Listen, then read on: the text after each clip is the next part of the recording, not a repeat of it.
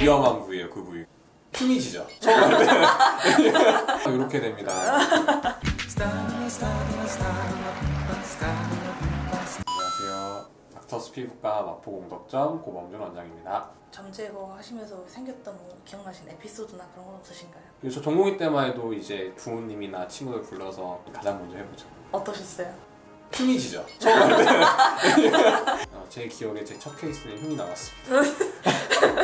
오늘의 주제는 네. 점입니다. 네, 지금 빼지 마세요. 점이랑 뭔가? 색소 질환이 아니고요. 그 세포들이 종양처럼 모여있다고 생각하시면 되세요. 색소 치료랑은 약간 다를 수 있다. 점도 유전이 영향을 받나요? 모든 병이 유전성이 있고요. 점도 병이라서 그쵸, 종양이니까. 인종 간 차이도 있고 나라 위치별. 모든 점은 완벽하게 깨끗하게 제거가 가능한가? 한 번에 몇 개까지 빼보셨어요? 점 진짜 많으신 분들 있잖아요. 점은 그게 한 번에 많이 안 빼는 것 같고요. 나 평평사마귀 이런 거 몇백 개씩 빼죠. 점은 10개 이상 잘 안 나와요. 깨끗하게 제거는 가능하지만 종양이 그렇듯이 칼로 이제 도려낸다고 생각하시면 돼요. 칼로 끄집어내면은 완전한 치료가 되겠죠. 뭐 이제 수술적 치료가 될 수도 있고 크기에 따라서는 좀 여러 땀 꼬매야 될 수도 있기 때문에 흉이 질 수도 있고요. 그래서 대부분 조그마한 점들은 레이저 치료를 많이 하는 편인데 여러 번 해서 뭐 흉이 질 수 있거나 착색이 심하게 남을 게 예상될 경우에는 도려낸다고 하죠. 절제술이라 그러는데 절제술 하는 것도 추천드릴 때도 있어요. 그냥 연한 점인가? 주근깨인가? 김인가? 뭐 여드름 흔적인가? 헷갈리는 것들이 있는데 차이가 어떻게 되는지? 점은 파괴시키는, 색소는 멜라닌 세포와 멜라닌을 타겟으로 치료한다고 생각하시면 될 것 같아서 치료 방법이라든지 치료 횟수가 명확히 달라질 수가 있어요. 점은 아까 말씀드렸다시피 이게 피부 양성 종양이거든요. 모반세포라는 애들이 표피층에만 있는 경우도 있고 진피층에만 있는 경우도 있고 두 가지 모두 다 있는 경우가 있어서 이런 모든 층에 있는 모반세포를 파괴시켜버릴 수 있는 레이저. 이 색소 질환들은 멜라닌 세포와 멜라닌 양이 증가되어 있는 것들을 말을 하거든요. 색소 레이저를 사용했을 때 훨씬 더 흡수율이 높고 나이가 드니까 자꾸 점이 생겨. 없던 점이 갑자기 막 생기고 점점 진해지고 커지고. 점과 피부 노화가 또 관계가 있을까요? 점은 10대부터 20대 때가 가장 많고 진하다고 생각하시면 돼요. 오히려 그 뒤로는 이제 퇴화가 된다고 얘기를 하거든요. 이게 나이가 들수록 자외선 영향도 좀 있기 때문에 자외선 노출이 많은 부분들에 점이 또 생길 수도 있고 아니면은 팔다리에 희미한 점들이 많이 생겼다는 것은 점이 아닌 자외선에 의한 노화 과정 중에 흑자 같은 것들이 생겨서 이걸 점으로 오해하실 수도 있을 것 같아요. 그럼 있던 점이 사라질 수도 있나요? 아니요. 저도 3번 뺐는데 아직도 안 빠져서 네. 더 빼면은 병원에서 파일 것 같은데? 라고 위험한 부위예요, 그 부위. 코나 인중 이런 데가 기피하면은 흉이라든지 색소 침착이 많이 남을 수 있는 부위여서 병원에서 시술하는 입장에서도 조심스럽게 하는 편이고 이거 점의 종류에 따라서 또 여러 번 제거해야 되는 점이 있을 수 있고 뭐 샤프심으로 어렸을 때 푹 찔렀더니 그게 점이 됐다. 대부분 색소 침착이고요. 이런 거 이제 외상성 문신이라고 부르는 경우가 많거든요. 샤프심에 있는 그런 성분들이 피부에 박혀서 문신처럼 남거나 아니면은 뭐 시멘트나 뭐 아스팔트 같은 데 쫙 긁어가지고 땅바닥에 있는 이물질이 이제 피부에 박혀서 이거는 문신처럼 됐다 해서 이제 외상성 문신이라고 따로 불러요. 요런 부위는 주의를 해야 한다. 조심스럽다. 웬만하면 빼지 마라. 빼지 말라는 부위는 없는데 대부분 코에 있는 점을 잘 안 빼시는데 진짜요? 코도 흉이 좀 잘 남는 부위여서 약간 얼굴도 다 특성이 비슷한 게 아니고 부위마다 조금씩 이제 재생할 수 있는 능력, 흉이 더 잘 지는 부위들이 있는데 코나 인중, 턱 수염 나는 부분들, 아니 목 이런 데는 색소 침착이 좀 잘 남아요. 어렸을 때 이거 점 커질 것 같은데 해서 또 아기 때 점 빼주고 싶어 하시는 부모님들이 또 계시더라고요.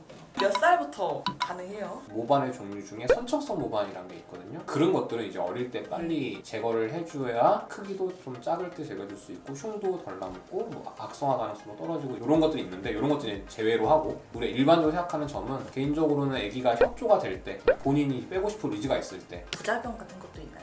뭐 색소 침착, 흉터 어떻게 예방을 할 수 있을까요? 시술자가 최대한 조심스럽게 접근을 하는 게 좋을 것 같고 절대 무리해서 할 필요는 없고요. 여러 번에 걸쳐서 해주는 게 부작용 예방에는 최선일 것 같습니다.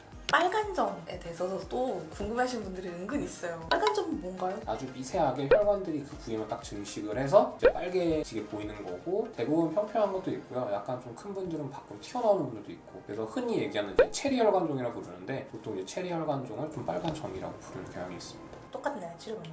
작은 애들은 그냥 점 빼듯이 태워버리면 돼요. 그러면은 또 이쁘게 턱 빠지는 경우도 있는데 큰 경우에는 혈관 덩어리다 보니까 피도 좀 많이 날 수 있고 또 색소 침착도 좀 더 잘 나올 수 있고 흉이 또 질 수가 있거든요. 엄청 많이 해야 되니까. 아, 오래오래 크고 많이 해야 되니까 1년 걸릴 것 같다고 이거. 근데 튀어나온 점 같은 경우 진짜 실제로 그럴까요?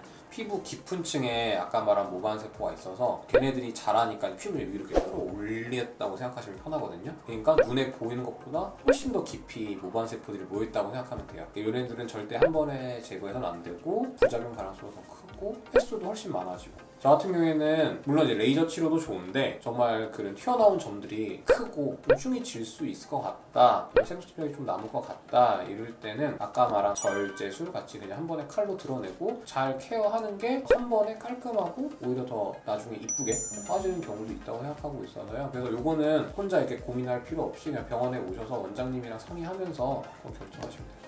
점 제거로 유튜브에 검색을 하면은 5만 가지 방법들이 많이 나와요.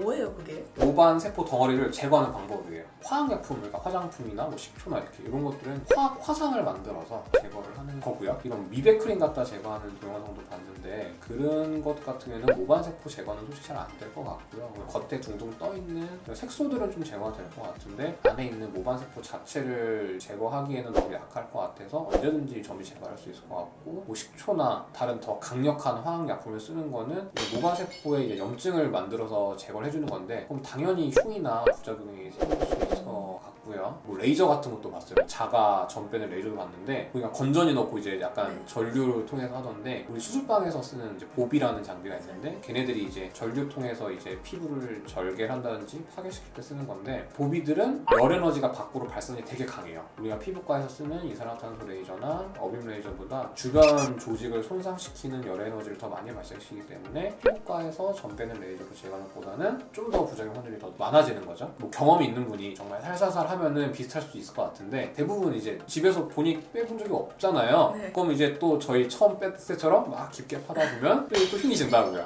치료가 돈이 더 많이 듭니다. 점 제거 후 관리. 재생 테이프가 왜 중요한지. 레이저로 제가 아까 세포를 이렇게 파괴시킨다고 했잖아요. 또 보호막이 파괴가 이제 완전히 돼 있는 거죠. 그래서 그 보호막을 대체해주기 위해서 재생 테이프를 붙여준다고 생각하시면 되고, 기간은 전 2주 정도를 말씀을 드려요. 왜냐면은 그 각질 분화세포라는 게 있는데 걔네가 맨 아래층부터 각질이 되는 데까지 2주 정도가 걸리거든요. 적어도 2주 정도 유지해주고 계셔라 라고 말씀을 드리는 편이고요. 자주 갈아주면 좋다고 생각하시는 분들이 있는데 안 좋을 수가 있는 게 디오덤을 붙이면은 이제 볼록하게 튀어나오는 이런 진물 같은 게 있는데 걔네들이 나쁜 진물이 아니고 우리 피부 재생 물질들이 이제 고여있는 거라고 생각하시면 돼요. 그래서 오히려 걔네를 너무 자주 띄워주면은 피부 재생 물질들이 없어지는 거죠. 저는 한 달 붙이고 있으라고 했다고. 한 달은 더 좋죠. 아, 분화가 끝나는데 2주고 걔네가 이제 안정화, 숙성되는데 2주 정도에서 보통 이제 한 달을 피부 재생 기간으로 잡아서 더 좋은데 최소 2주 정도는 말씀을 드립니다.